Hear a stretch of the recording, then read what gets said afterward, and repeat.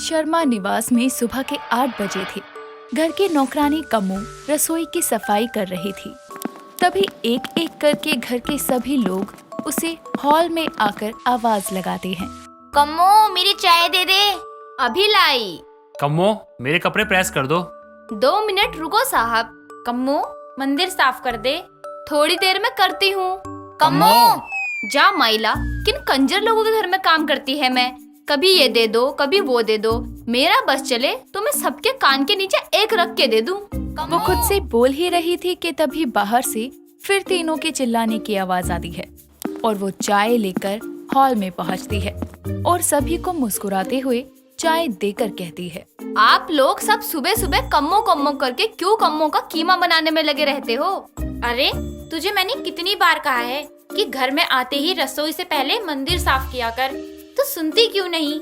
मैं मंदिर साफ करती ना तो अभी जो चुस्की ले लेकर आप चाय पी रहे हो, वही चाय बनने में देरी होने के लिए आप मेरे को सुनाती।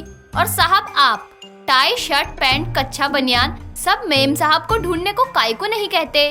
क्योंकि काम के समय ना मेरे मुंह पे ना लुगाई से पहले ना बाई का नाम आता है। अरे ये सब क्या फालतू की पंचायत कर रही हो? अब नौकरानी तुम हो तो क्या घर का काम इस घर की बहू रानी करेगी?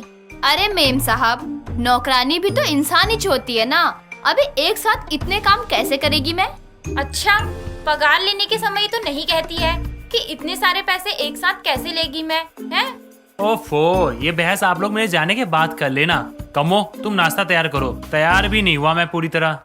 ये कहते हुए रोहन अपने कमरे में चला जाता है और कम्मो भी अपने पैर पटकते हुए रसोई की ओर मुड़ जाती है। शर्मा निवास के सभी सदस्यों ने नौकरानी कम्मो की नाक में दम कर रखा था। घर में कोई भी उसे 2 पल शांति से बैठने नहीं देता था। कम्मो भी उनकी बुराई खुद से ही करके खुद को समझा लिया करती, लेकिन वो किसी भी काम के लिए कभी मना नहीं करती और न ही कभी काम पर लेट आती। ऐसे ही समय बीतता है और एक रोज हॉल की सफाई करते हुए कम्मो का फोन बजता है और वो फोन रिसीव कर कहती है, हो, कौन बोल रहा है? मौसी? किसकी मौसी? वो फोन पर बातें कर ही रही थी कि तभी मिताली नेल पेंट लिए वहाँ आती है और उसको काम की जगह फोन पर बातें करते हुए देखकर धीरे से कहती है, देखो तो महारानी को काम के समय पर भी फोन पर बतियाने में समय बिता रही है। सच में हर काम वाली काम चोरी होती है। हाँ मौसी, चिंता काई को कर रही है? मैं आकर सब फैसला करती है। हो, चलो अभी मैं रखती है। इतना कहकर वो कॉल कट कर देती है। तभी मिताली उसे ताना मारते हुए कहती है, अरे अरे, फोन क्यों काट दिया? घंटे 2 घंटे और बात कर लेती ना कम्मो। मेम साहब, आपके ताने की पोटली कभी खल्लास नहीं होती है क्या? खैर, मैं क्या कह रही थी कि तेरी सुनने नहीं आई हूँ, तू मेरी बात सुन। वो बोल ही रही थी कि तभी उनकी पड़ोसन रोशनी वहाँ आती है और कम्मो को आवाज लगाती हुई कहती है, कम्मो, अरे ओ कम्मो, कहाँ है? अरे भाभी, मैं यहीं हूँ। बोलो, क्या काम पड़ गया आपको? अरे कम्मो, अरबी की तरी वाली सब्जी बना रही हूँ, तो उसमें मसाले पीसकर डालूं या पाउडर वाले डालूं? जा माइला, कितनी बार बोला तरी वाली सब्जी में पाउडर वाला मसाला डालो, और हाँ, ऊपर से थोड़ा नींबू का रस भी निचोड़ देना।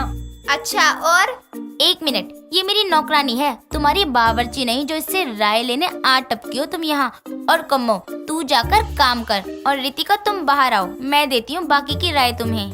इतना कहकर वो रितिका को खींचकर बाहर ले जाती है और कम्मो जो मिताली से कहना चाहती थी वो नहीं बोल पाती। अगले दिन शर्मा निवास में सभी 9 बजे सोकर उठते हैं और उठते ही कम्मो को आवाज लगाते हुए हॉल में आते हैं। कम्मो, अरे कहाँ मर गई है? कम्मो कहाँ है? तू जवाब तो दे। आज कम्मो आई नहीं है क्या? रसोई से बर्तनों की आवाज भी नहीं आई। हाँ, वरना तो मैं कब का उठ जाती। बहू, जरा फोन तो लगा कम्मो को।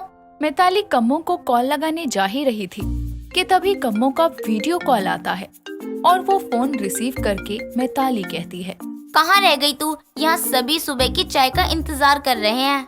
मेम साहब, मैं आज से 2 हफ्ते की छुट्टी पर है, तो मैं नहीं आएगी, इसलिए चाय नाश्ता खाना सफाई सब आप ही देख लेना।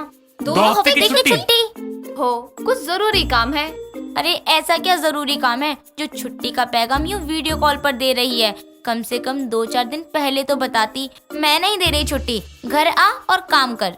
ऐसा है, मैं छुट्टी मांग नहीं रही, छुट्टी पर जा रही है, ये बता रही हूँ। अभी रखती हूँ, निकलना है मेरे को। अरे अरे पर मिताली बोलती रह जाती है और कम्मो कॉल कट कर देती है। तभी फोन को सोफे पर पटकते हुए मिताली कहती है, देखा देखा सासू माँ आपने, नौकरानी गई छुट्टी पर। मैंने कहा था ना, नखरे बढ़ गए हैं इसके। ऐसा है मिताली, गुस्सा ना तुम बाद में दिखाना, पहले जाकर बढ़िया सी चाय और नाश्ता बनाओ, फिर ना मेरे कपड़े भी प्रेस कर देना, क्योंकि नौकरानी तो गई है छुट्टी पर। हाँ तो चाय में थोड़ी तुलसी भी डालियो, मुझे बिना तुलसी की चाय पसंद नहीं। अरे पर मिताली के सास और पति उसे काम बताकर वहाँ से चले जाते हैं और मिताली खड़ी उन्हें घूरती रहती है। फिर हैरानी से खुद ही कहती है, नौकरानी छुट्टी पर गई तो ये लोग तो मुझे ही काम बताकर खिसक गए। कम्मो! वो जोर से चिल्लाती है, फिर गुस्से में रसोई की तरफ चली जाती है। अब कम्मो के अचानक छुट्टी पर जाने से मिताली की मुश्किलें बढ़ जाती है। वो भाग भाग कर सारे काम करती है और थोड़ी देर भी चैन से नहीं बैठ पाती। एक रोज वो बाजार से सब्जियां लेकर आती है और सोफे पर बैठने जा ही रही होती है कि तभी उसकी सास उसे कहती है, अरे कम्मो, जरा एक गिलास पानी तो ला दे। अरे वो तो छुट्टी पर गई है। बहू जरा। सासू माँ जहर ला दूं? बहू, लाकर खुद ही गटक लूंगी ना। अरे नौकरानी छुट्टी पर गई, आप लोगों ने तो अपनी बहू रानी की ही रेल बना रखी है, 2 पल का चैन नहीं है। अच्छा जी, कम्मो भी तो इतना ही काम करती थी और कभी उसने किसी काम के लिए मना नहीं किया। हाँ तो मैं मना कहाँ कर रही हूँ, वो चल कर आई हूँ तो पैरों में दर्द हो रहा है और आपने आते ही पानी का काम बता दिया तो। हाय हाय, कम्मो ने तो कभी काम न करने के लिए ऐसा बहाना नहीं बनाया। मिताली को निरुपा की बातें सुनकर गुस्सा आ जाता है और वो कुछ बोलने जा ही रही थी कि तभी पड़ोसन रितिका वहाँ आती है और कहती है, अरे मिताली, जरा कम्मो को तो बुलाना। वो नौकरानी गई छुट्टी पर और तुम भी यहाँ से चली जाओ, वरना मैं तुम्हारी भी छुट्टी कर दूंगी। शांत हो जाओ। कम्मो छुट्टी पर गई है तो तुम्हारा कौन सा सुख चैन लेकर गई है क्या? इतना मत भड़को। अच्छा चलती हूँ मैं आंटी जी। कम्मो लौटे तो कहना मैं याद कर रही थी उसे। हाँ अरे याद तो मैं भी उसे कर रही हूँ। उसके छुट्टी पर जाने से मुझे स्वाद का खाना नसीब नहीं हो रहा है। अरे उसके छुट्टी पर जाने पर सबसे ज्यादा दुख तो मुझे है। अब समझ आ रहा है कि वो कैसे सारे काम करती होगी, और उसने तो कभी छुट्टी भी नहीं ली, और अब छुट्टी पर गई है तो इतने दिनों के लिए चली गई कि मेरे दिन तो कांटे नहीं कट रहे। पता नहीं ये 2 हफ्ते खत्म क्यों नहीं हो रहे। दैया रे दैया, एक नौकरानी का छुट्टी पर गई, इनके तो सुख चैन की छुट्टी हो गई। रितिका उन दोनों की हालत देखकर हैरान थी।